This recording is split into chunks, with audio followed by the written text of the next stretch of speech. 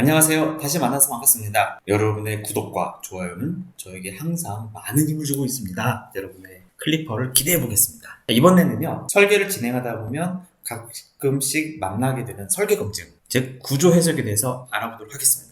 인벤터에서는 두 가지 방법으로 해석을 진행을 하고 있는데요. 첫 번째는 인벤터의 프로페셔널 기능의 해석 기능을 통해서 진행을 할 수가 있습니다. 두 번째로는 확장 프로그램인 인벤터 나스트란을 통해서 해석을 진행할 수 있는데요. 이번 시간은 첫 번째 방법인 인벤터의 자체적으로 갖고 있는 시뮬레이션 기능을 사용하는 방법에 대해서 알아보겠습니다. 해석은 보시는 이 형상을 가지고 진행을 할 건데요.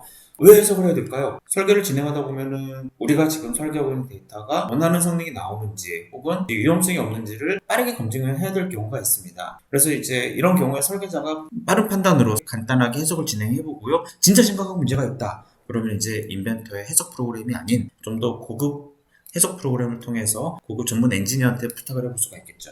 그래서 인벤터에 있는 해석 모듈은 설계자를 위한 해석 프로그램, 프로세서로 되어 있습니다. 지금 보고 있는 이 조립품에 대한 해석을 진행을 할 텐데요. 해석을 진행할 때는 해석에 불필요한 부분들은 최대한 제거를 시켜주는 게 좋습니다. 예를 들어서 조그마한 홀들 혹은 하중에 영향을 미치지 않는 작은 부분들은 전부 다 삭제를 해버리고요.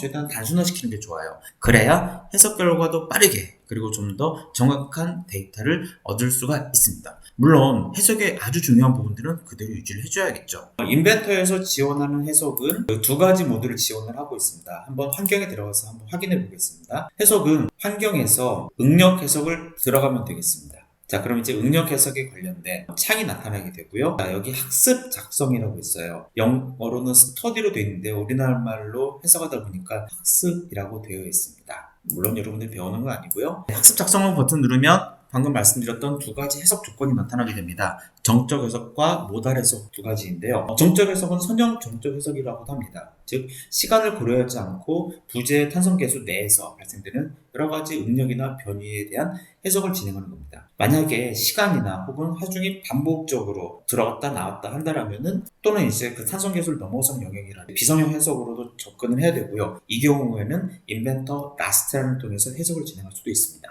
그 다음에 이제 모달 해석인데요. 모달 해석은 이 부품이 갖고 있는 고유 진동수를 찾을 때 사용하는 명령이라고 볼 수가 있습니다. 우선 저희는 정적 해석으로 한번 진행을 해볼게요. 그냥 확인 버튼을 눌러보겠습니다. 자, 그럼 이제 아까 비활성화되어 있던 명령들이 전부 다 활성화된 걸 볼 수가 있습니다. 저는 이 구조물에 대해서 해석을 진행할 건데요. 밑에 있는 부분은 고정이 되어 있고요. 위에 특정한 모터와 같은 그런 장비가 얹혀져 있습니다. 모터는 제가 해석하고자 하는 타깃은 아니기 때문에 지울 거고요. 이 모터에 해당하는 힘만큼 부여를 할 겁니다. 자, 우선 순서대로 진행을 한번 해보도록 하겠습니다. 아까 말씀드렸던 것처럼 인벤터 프로페셔널에 있는 해석은요. 그 해석 비전문가가 설계 과정 중에 나타난 여러 가지 문제점들을 직접 확인하기 위해서 개발된 제품이고요. 그래서 사용 방법이 상당히 간단합니다. 여기 나오는 순서 그대로 진행하시면 돼요. 명령들이 상당히 많죠? 밑에 볼게요. 여기 있는 순서대로 진행하면 됩니다. 재질 선정하고요. 구속 조건 주고 하중을 부여하고 조립품인 경우에는 각각이 어떻게 접촉이 되어 있는지를 확인한 다음에 메쉬를 나눠서 결과, 분석하는 과정으로 되어 있어요. 자, 그럼 재질부터 한번 봐볼까요? 자, 여기 이 순서대로니까요. 맨 처음에 있는 재질을 한번 선택해 보겠습니다. 전부 다 지금 재질들은 강철로 구성이 되어 있네요. 만약에 다른 재질로 변경시키고자 한다면 재질을 통해서 다른 재질로 또 바꿔볼 수가 있습니다. 네, 용접은 제외를 할 거고요. 자, 그 다음은 만약에 얘가 아주 얇은 객체다라고 하면 하나의 이제 면으로 체인지도 가능한데요. 현재 여기서는 다 두께가 어느 정도 있습니다. 그래서 넘어갈 거고요. 구속 조건, 어디가 고정이 되어 있느냐, 어디가 무관찰로 슬라이드 이동을 하느냐, 이거에 대한 조건이 되겠습니다. 그럼 고정 조건 하나만 줄 거고요. 하단에 있는 베이스 부분을 고정하도록 하겠습니다. 확인 버튼. 자, 그 다음 힘을 한번 줘볼게요. 힘은 힘과 압력, 베어링, 모멘트, 중력이 구성이 되어 있습니다. 기본적으로 힘을 쓰시면 될 것 같은데요. 자, 위에 있는 이 두 개의 면에 대해서 전체가 2000N만큼의 하중이 내려가는 걸로 입력을 하도록 하겠습니다. 방향 토글은 여기서 선택을 할 수가 있는데요. 정확한 방향을 어디 방향할 거냐, 반대 방향 올릴 수도 있고 내릴 수도 있어요. 면을 선택하게 되면 면에 대한 법선 방향으로 기본 설정이 되어 있습니다. 자, 그 다음에 2000N을 줬다는 거는 여기 1000N, 1000N으로 하중이 들어간다 라고 이제 생각하시면 될 거예요. 자, 그 다음에 확인 버튼 누르겠습니다. 그 다음에 얘는 이제 조립형으로 되어 있어요. 이런 구조물은 대부분 용접 구조물로 되어 있죠. 그래서 용접은 하나에 그냥 붙어있다고 가정을 하고 하시면 좋습니다. 실제 정확한 해석을 위해서는 얘가 붙어있는데 움직이느냐 붙어있는데 떨어지느냐, 뭐 그런 이제 조건들, 슬라이스 조건, 뭐 미끄러운 조건들을 줄 수가 있는데요.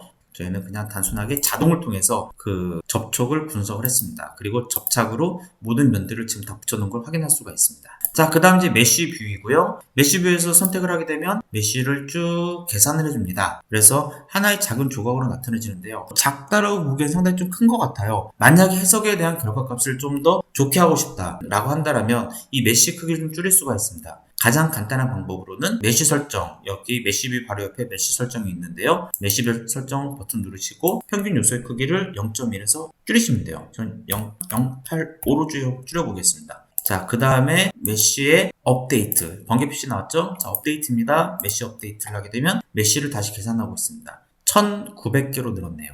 네, 그 다음에 이제 하는 방법은 시뮬레이트가 될 거고요. 실행 버튼 누르면 이제 해석을 쭉 진행을 해줍니다. 네, 지금 폼 미세스 응력이 최대값이 3.39MPa이고요. 아까 재질 쪽에서 보셨던 재질을 보면 강철로 되어 있는데요. 강철이 대략 한 200에서 300 사이의 탄성 계수를 갖고 있습니다. 자, 그래서 그 범주 안에 상당히 못 미치기 때문에 얘는 완전히 안전하다라고 생각할 수가 있는데요. 생각할 수 있는데 보면은 왜 이렇게 나왔을까요? 화면에 표시되는 거는 조절이 돼서 나온 겁니다. 실제로 보게 되면 거의 변형이 없는 상황이에요. 해석했던 이 상태로 보고서를 쓰게 되면 아마 한 소리 들으실 거예요. 야, 문제 있는데 왜 문제 없다라고 해? 그래서 이제 좀 우려가 된다라고 하면 실제로 놓으시면 되겠습니다. 현재 지금 가장 많이 받는 데가 3.359. 화면상에서 좀 찾기가 좀 어렵네요. 여기 결과 옆에 보면 최대값이 있고요. 최대값이 지금 여기 나와 있네요. 여기가 지금 가장 많은 하중을 받고 있습니다. 만약 여기 진짜 많은 하중이 받고 있어서 이 부분에 문제가 발생이 된다라고 하면은 두께를 변경시키는 방법도 있을 거고요. 여러 가지 방법을 통해서 이 최대값을 없애는 방향으로 설계를 다시 진행하면 될 것 같습니다. 최소값도 확인할 수 있는데 최소값은 사실 의미는 없겠죠? 최소 0으로 되어 있네요. 그 다음에 프로브를 통해서 원하는 위치에 값을 또 찍어볼 수가 있습니다. 여기는 2.025MPa입니다. 지금 보고 있는 거는 결과에서 폰 미세스 응력이고요. 변이를 선택을 하게 되면 자, 실제 어느 정도 처짐이 발생된지 이 변이를 알아볼 수가 있습니다. 그래서 변이에서 지금 최대값이 2포인트, 예상했던 대로 2포인트가 가장 많은 변이가 나타날 텐데요. 0.03mm만큼의 그 변이가 발생된 거 볼 수가 있습니다. 물론 이제 그 설치하는 혹은 설계하는 장비의 그 정도에 따라서는 문제가 될 수도 있지만 현재 이 장비에서는 큰 문제가 없다고 생각이 될 수도 있을 것 같아요. 그래서 결과값, 작성된 결과값들에 대해서 이제 필요한 내용들을 이렇게 클릭을 하고 그 다음 원하는 위치를 해서 하이라이트 시켜놓고 캡처해서 보고서를 작성하시면 될 것 같습니다. 자, 그 다음에 이제 마지막으로 애니메이트 버튼 플레이를 누르면 어떻게 변이가 발생이 되는지 확인할 수도 있죠. 물론 이제 자동 보고서 명령을 통해서 이제 필요한 정보들을 자동 출력할 수도 있지만 제가 원하는 시점으로 작성이 안 되는 경우도 많이 있습니다. 그래서 필요한 정보들을 캡처를 하시면 되겠습니다. 지금까지 인벤트 해석 기능에 대해서 저희가 한번 알아봤습니다. 도움이 되신다면 구독 그리고 좋아요를 꼭 눌러주시길 바라겠습니다. 그럼 다음에 또 만날게요. 안녕.